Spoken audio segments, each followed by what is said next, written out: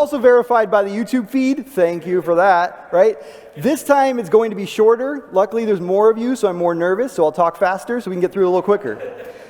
So, what we're going to be talking about today is something we all know, and so I'm going to move through this first part a little quickly. We are God's creation, okay?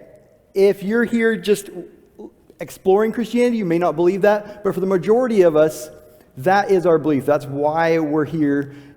God created us, okay? He chose who we are, right? We aren't some random evolution of stuff going about. We know Jeremiah 1:5 says, "Before I formed you in the womb, I knew you. Before you were born, I set you apart. I appointed you as a prophet to the nations." So our belief is God, pre-birth even, pre-anything, He has created us, okay? One other thing I'm going to do is I'm going to walk around. I usually teach middle school, and so being up here on the pulpit just feels kind of awkward. I usually walk around to make sure people aren't on their phones or cheating or anything like that. So I'm going to walk around as I talk. Your eyes can be up here. That's no problem. So God chose who we are, okay?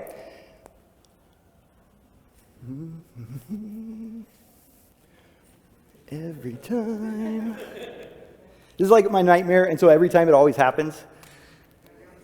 Let's see. Any idea what's going on here, guys?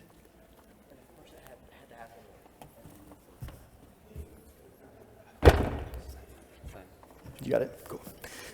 Okay, anyway, so we've got the God chose who we are, right?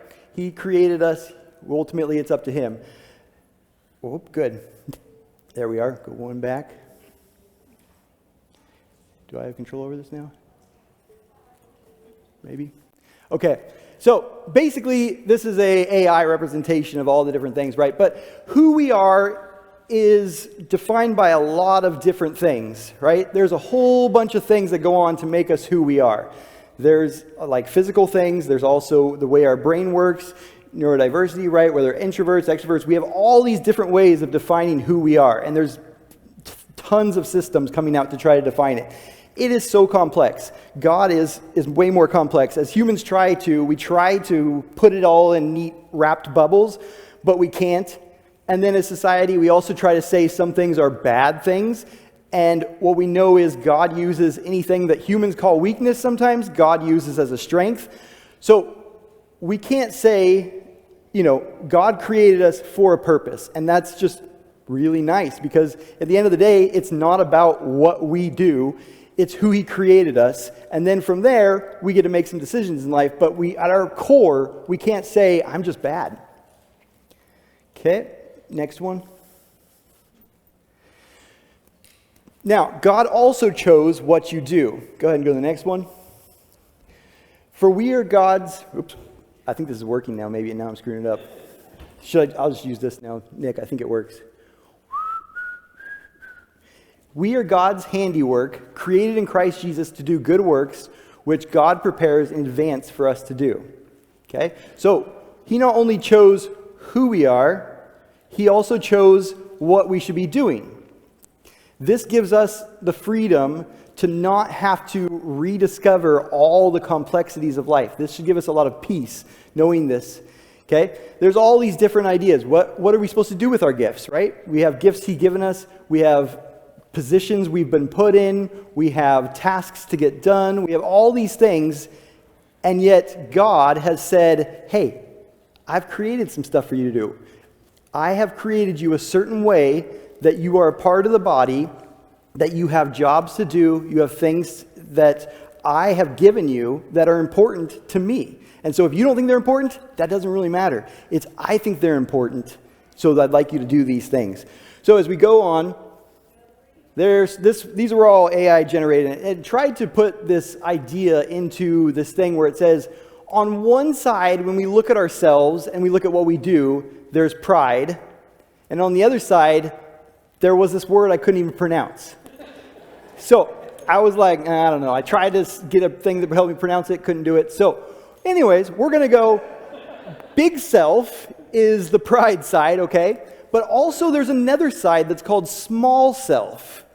And I liked how it put it actually, because it said small soul, right? Which I thought was really interesting. Oh, look at that. Small souledness. Basically, it's the idea that you're taking, God gave you this soul that's awesome, that he put work into, that he created you special, and you're shrinking it down and saying, oh, but I only can do this, or this is all God has asked me to do, or I can't really do much. And so it's shrinking that thing. Okay, so you're shrinking your soul on this side. On this side, you're just puffing yourself up. And in the center of this equilibrium is the kingdom self. It's identifying God created me a certain way. I'm going to act that way. I'm not going to demean myself and say that, oh, I'm worthless, or I can't do that, or this thing, because through Christ, all things are possible, right? Also, we're not going to go to the big self where we end up saying, look what I did. I made this. I did this. I got this job. I made this money. I did this for my family, or I did this for the community, or these sort of things. I am awesome. Okay? So what we're going to do real quick is we're going to take a little test. Okay? I know we don't really like tests, but that's why I'm walking around making sure nobody's cheating off each other. So this is how it's going to work. It's a little bit strange, but I'm going to read 3 statements, and if the top red statement aligns with you, I just want you to put up one finger. You don't have to raise your hand, you're just putting out a finger. You're counting, okay? And if the bottom one sounds more like you, I want you to put up one finger on your right hand, okay? And as we go through this, you're going to collect more and more fingers on each side. So, thoughts on work and career. And this can be school too, okay? It can be also school if you're younger. I built this skill set and reputation from scratch. My success is purely the result of my own sweat and hustle. Okay? The middle spot should be, God gave me these hands, traits, and opportunities, so I work with excellence to steward his gifts and serve others. And the bottom one is, I'm just a cog in the machine. My ordinary job doesn't really matter to God, and it really doesn't make any difference. Okay? Lift the finger on the side that's more like you for this one. Next one, every dollar I spend is mine because I earned it, and I decide exactly how and where it gets spent.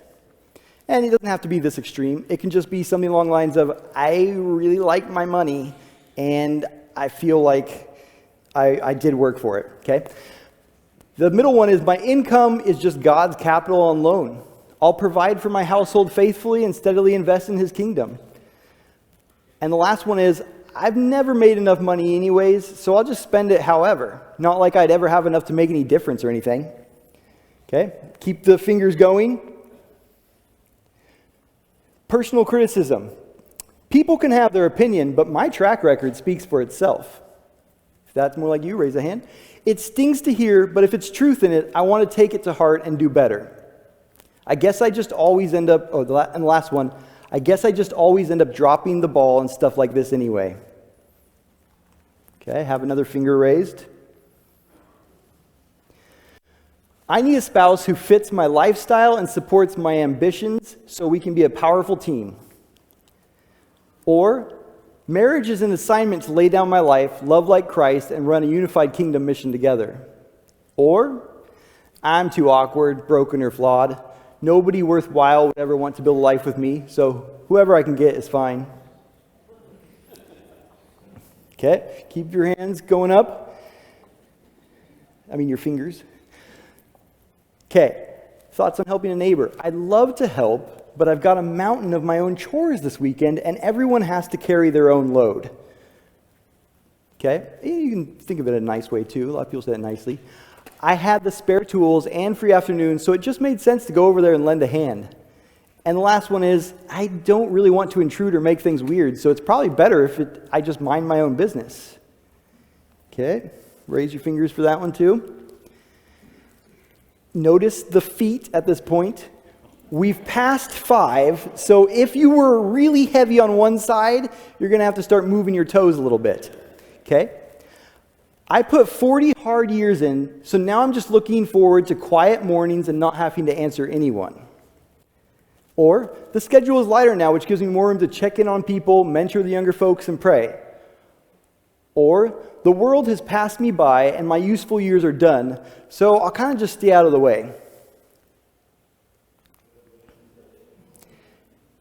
My thoughts on raising kids. We just stay on top of their grades and sports. If you keep them busy with good things, they turn out fine. Middle, we do our best to guide them and teach them character, but we know their hearts are ultimately in God's hands.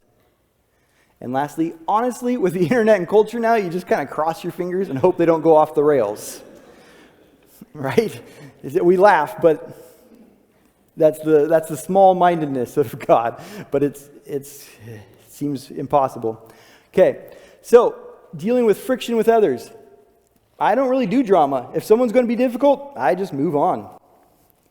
Middle ground, it's awkward, but I'd rather talk through it over coffee, let things get weird between us, than let things get weird between us. And last one, I just let it slide. It's not like talking about it ever changes anything anyways. Okay, keep those toes and fingers going up. My thoughts on neighborhood, we just try to keep our property looking good and set a standard on the street. People are crazy out there. We live in Portland, so this one's especially true. Middle ground, we try to know the folks in our block by name so we can actually be there if a crisis hits. Or people around here mostly keep to themselves anyways, so there's really no point in getting involved. Right? Everybody's got neighbors like that where it's just, I don't know, I've never even seen them. Okay, thoughts on learning new things? We're almost done. I've been doing this long enough to know what works. I don't really need someone showing me a new way. Or, it's humbling to start from scratch on something new, but if it helps me serve better, I'm willing to learn. Or, I'm just not built for learning. That kind of thing. I'll stick to what I know and leave the folks with a knack for it. Okay, this is it now, the show of hands. Which hands and feet had more? Okay, we're going to show hands. Nobody, if you were like perfect in the center, that's great, Jesus. But for the rest of us, either are, right, I want a show of hands on who had more of the pride side, those red ones that were up there. Raise your hand if you were more on the pride side. Neither side is good, guys, so there's no benefit to saying one or the other. And if you say you're in the center, then you're a liar, so you probably go to the pride side. Okay?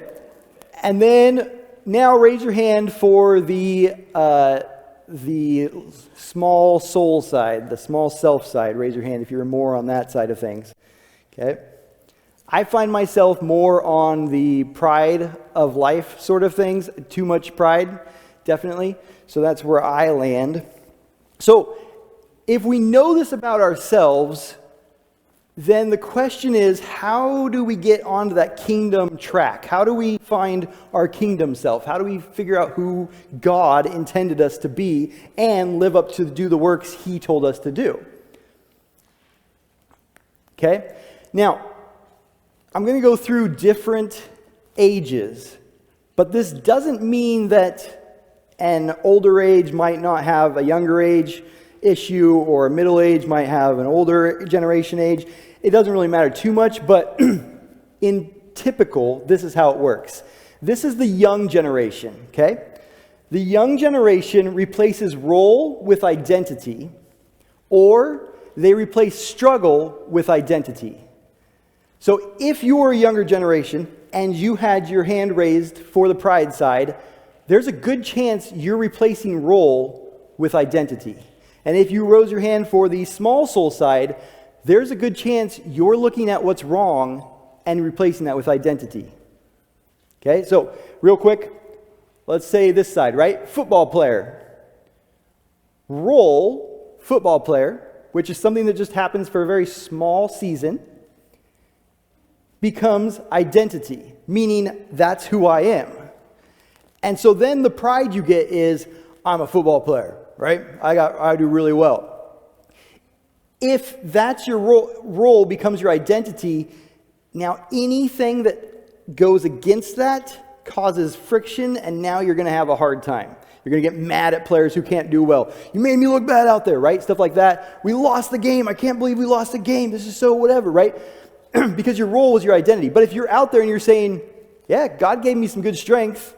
I'm going to use it the best I can. I think I have 12 games left in this senior year. I'm going to make the best of it. I'm going to see what my identity, which is Christ, can do in this current role, which is a football player. Okay? So don't mix role with identity when you're young, especially. Don't mix the struggle with identity. Okay? Struggle, same thing. I'm bad at school. I think for a little while probably in life, I thought, I'm not that great with school. I don't think I built my full identity on it, but I believed it enough that it was harmful for a while. Okay? So discover identity through humble obedience, not comparison. I'm God's. I was created by God. God's amazing. He only creates amazing stuff, and He wants to use me. That's your identity. Anything else is just a role you're in. It's a season of life. Okay, that's for the younger generations. For the middle generations, I want you to think about this. On our pride side, we start to replace stewardship with ownership. Okay, when you're middle-aged, you finally get to a place where maybe you own a house, maybe you own a camper, maybe you own like an awesome cabin, maybe you own all this sort of stuff starts to be up. You got status in the community, starting to get some, right? You're starting to do a little bit better at your workplace. You're starting to be known as an expert. And so instead of saying, wow, look at all this stuff I can be a steward with, I have this awesome house. Does anybody want to come over? Does anybody want to spend time over here? I got a game going. We can all come over to my place. You want to borrow this? Oh, yeah, you can borrow this, right? Instead, we go ownership and we say, look at all this stuff that I have, that I got. Okay? So that's usually how we end up falling into the pride trap on this side is, even if it's my social circle, maybe I have a really good social circle. Lots of friends. We meet up for coffee every so often, right? That group is my group.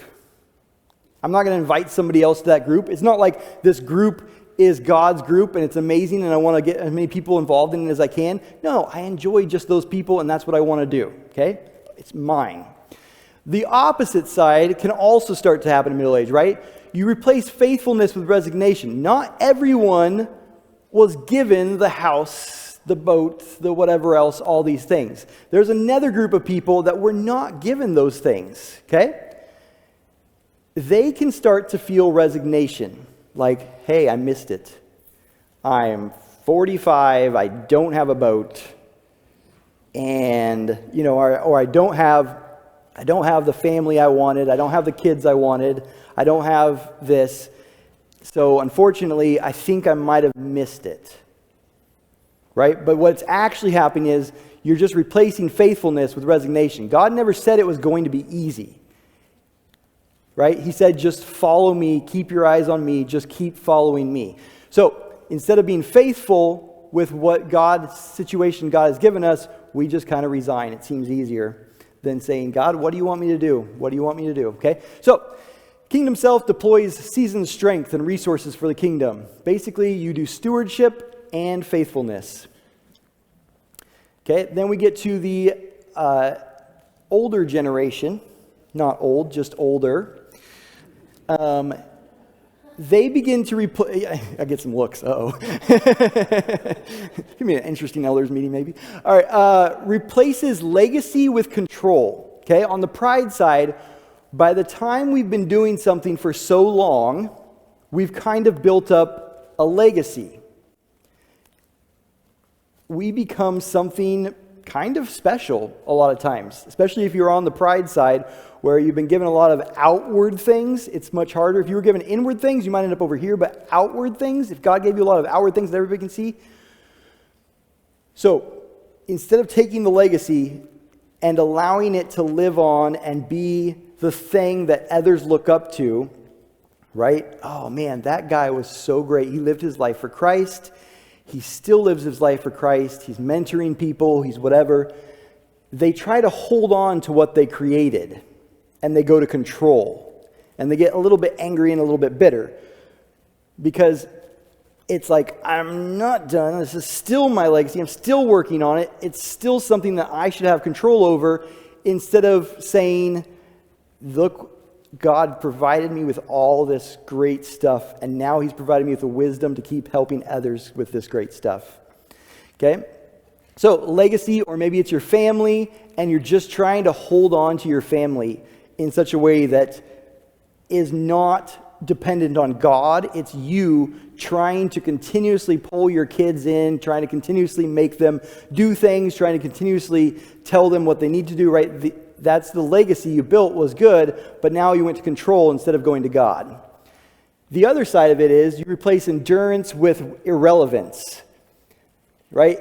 At some point, things get very difficult, which I'm not even that old, but I already feel like that. So I feel really bad for some of you guys because you're even older than I am. I don't know. Anyways, so endurance with irrelevance. At some point, it feels like it's a lot to just keep doing what you've been doing, and people around you are moving forward. They're changing their methods. There's new people coming in. There's all this stuff happening that just feels like it requires a lot to keep going. And so it's easier to sit back and be, you know what? I'm irrelevant at this point. I will wait out the rest of my time. Okay? So, refuses spiritual retirement, actively deploys hard-won wisdom, and pursues God's assignment to the very end. Okay? In our church, again, my wife was talking to me, and she said I should definitely spotlight Ramona back here. Right? Ramona, how old are you? 95 years old, okay? And you're still doing Bible studies and all this stuff, right? 95 years old, still going on God's assignment, okay? That's amazing. So that's that kingdom self, right? So take just a little bit of time. I'm going to go back through these one more time. And think about it for just a second. If you're young, what's my role that I'm maybe doing identity? Or what's my struggle that I'm maybe doing with identity? If you're young, that's what you should be thinking about. Is it school that I'm not good at it? Or is it I'm great at it? I have tons of friends. I'm the cool kid. I don't know. Also for younger people, like work. I knew a guy who, he did really well. I think he had a job framing. People told him he was really good at it. He decided he was a framer. I don't think he should have been a framer. But he caught on to that role and made it his identity. It was just a time in his life that he did that. So you can replace work with this too. I think this happens in the church a lot too. We grow up in a church and our role becomes our identity. At the church, this is my role. And that becomes your identity. Or, I feel like so when God changes your life, that's difficult if your role was your identity. If your identity was in Christ and he changes, not a big deal. Stewardship with ownership. What do I have? How am I using it? Faithfulness with resignation. Is life hard? Have I resigned, or do I keep walking the good walk? Keep running?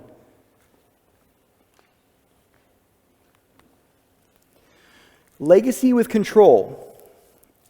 If I created something great, am I holding on to that great too much?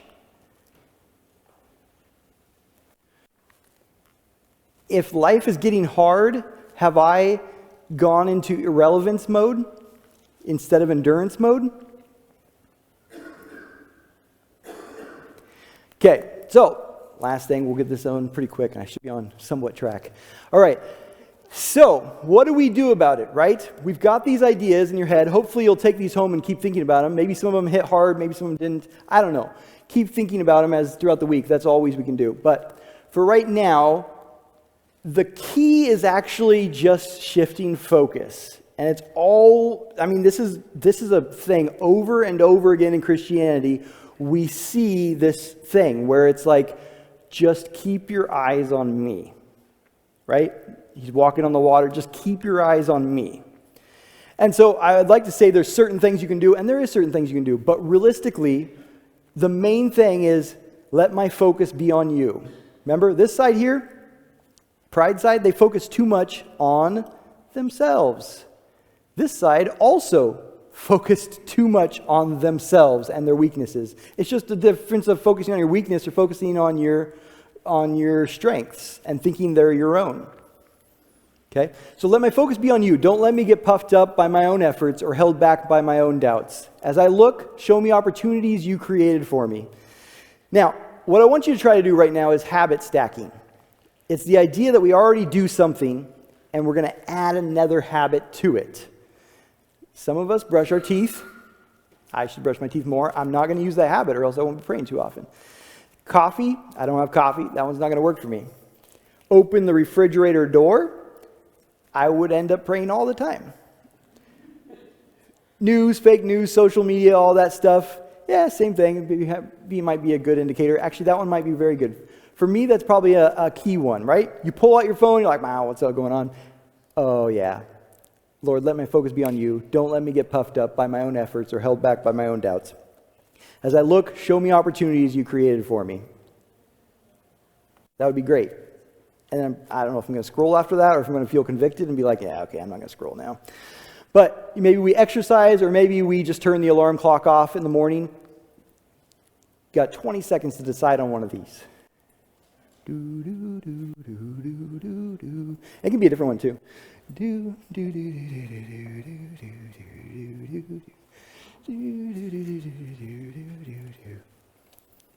I lost count. Okay, so that's what I want you to do. It doesn't have to be this prayer. It just has to be something like this. Let my focus be on you. If you're specifically in the area where you always see your weaknesses, say, don't let me see my weaknesses, let me see your strengths. If you're in the area, say, don't let me see your strength as my strength. Let me know that it's your strength. That's too confusing, but you can reword it. Okay, there's scrolling. I did bring that up on as a habit on purpose. The idea is this. You know, you're somewhere really cool and you're just on your phone checking things out, even though the window's like the whole world out there. So, our people must learn to devote themselves to doing what is good in order to provide for urgent needs and not live unproductive lives. That's Titus 3:14. Right now, our biggest threat is unproductive lives. I honestly believe that for most people, it's not necessarily pride and it's not necessarily small self. It's you've actually been distracted. So that's another opportunity. The distraction, how do we fix distraction? We focus on God, okay? So all of these have the same conclusion. We focus on God. Now, ABL, I brought that up in the other one, always be learning, okay? This one I cannot, you see the difference. Anybody who's reading constantly, learning constantly, the Bible, but also other sources. We are doing things like raising children, and it's difficult. And there is a very good counsel out there in the form of books, in the form of workshops, in the form of all this stuff, and we don't even do it. If you can think about it, when was the last time you had a problem and you sought out actual counsel? Not like just like gabbed with a friend, was like, oh yeah, that's kind of annoying, my wife's doing this. You know, when was the last time we actually said, I want to do better? What could we read? What could we go to? What could we try that's going to give us the counsel we need? It's very rare, unless you guys are super strange people. Most people, it's very rare that we find any sort of counsel for things.